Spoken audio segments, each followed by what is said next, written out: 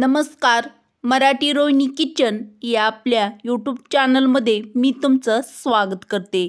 तर माझ्या प्रत्येक गृहिणींसाठी अतिशय महत्त्वाच्या kitchen tip number 1.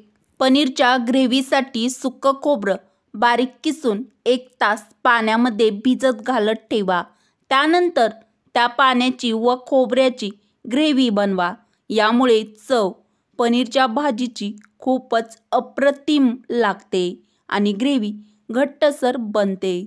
Tip number 2. कोथिंबीर जास्त दिवस टिकविण्यासाठी एखाद्या सुती कापडात गुंडाळून मग फ्रीजमध्ये ठेवा. यामुळे कोथिंबीर जास्त दिवस टिकून राहते. Tip number 3. हिवाळ्यात बाजरीची भाकरी खाल्ल्याने शरीराला उष्णता मिळते, तसेच ताकदही मिळते आणि बाजरीची भाकरी पचायला देखील हलकी असते. उपयुक्त टीप आवडली असेल तर पटापट लाईक, शेअर व सबस्क्राईब नक्की करा.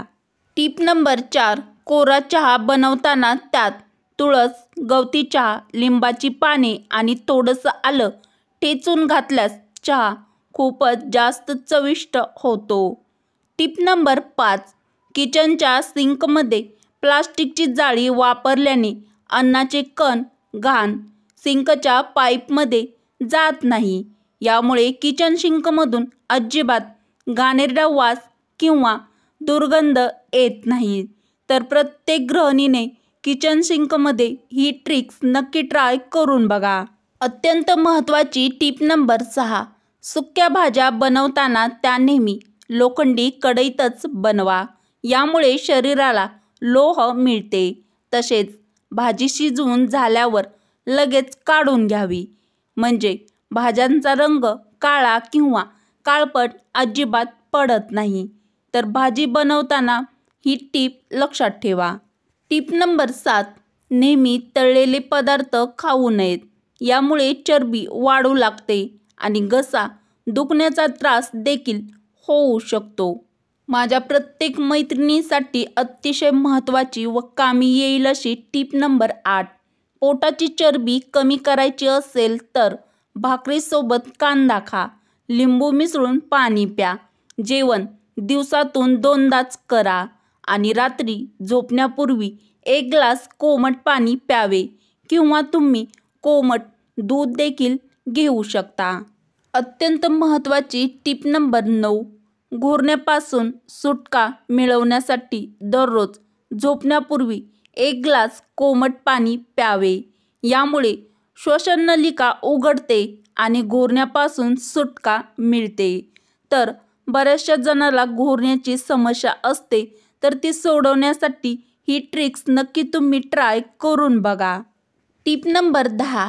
लिंबातून जास्त रस काढण्यासाठी लिंबू स्वच्छ धुवून घ्या व जमिनीवर हलक्या हाताने फिरवावा.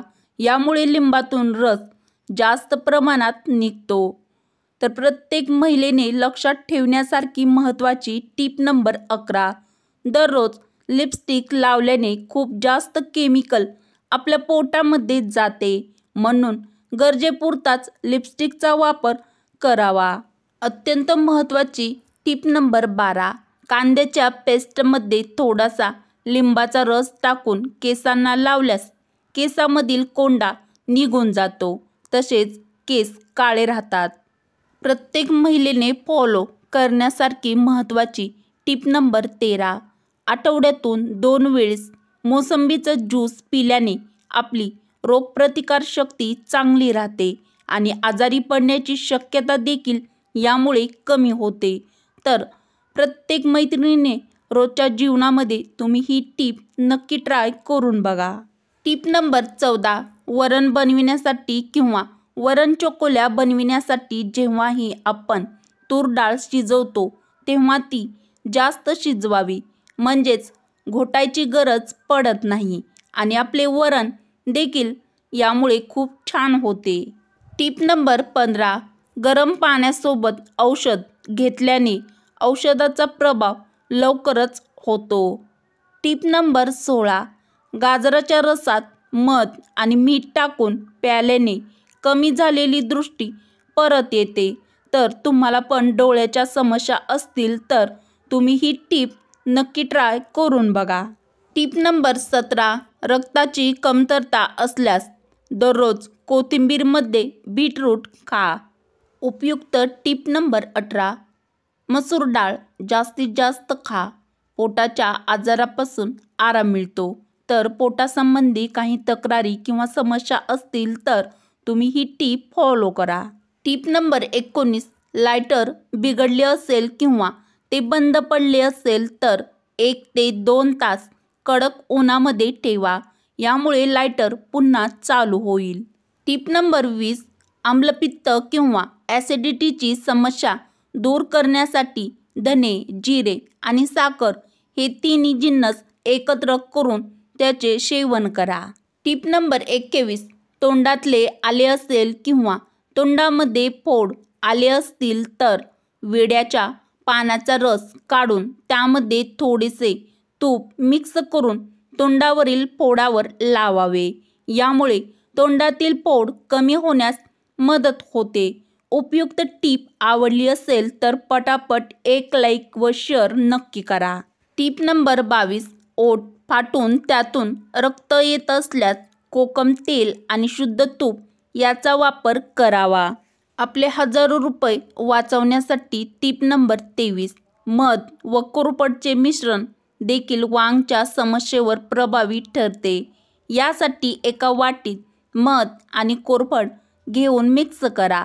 हे मिश्रण 10 मिनिट तसेच ठेवा.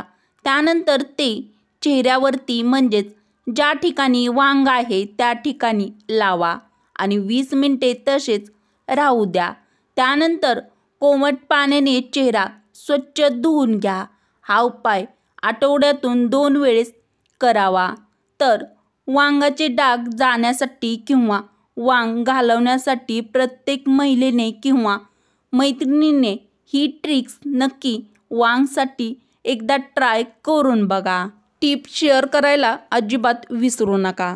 टिप नंबर 14, सांधेदुखी टाळण्यासाठी कडुलिंबाच्या पानाच्या तेलाने मसाज करावा. यामुळे तुम्हाला खूप फायदा होतो.